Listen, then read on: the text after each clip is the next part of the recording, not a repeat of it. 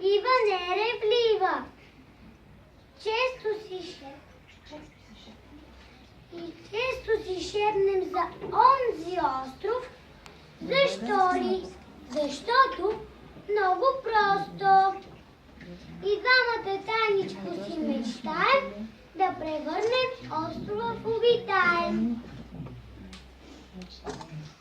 Мечтая да съм архитект, да разработя нов проект.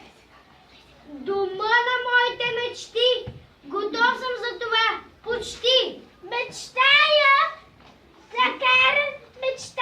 си да карам тир, да обикалям сам без спин, да видя Лондон и Париж, но не веднъж, а дваш и триш.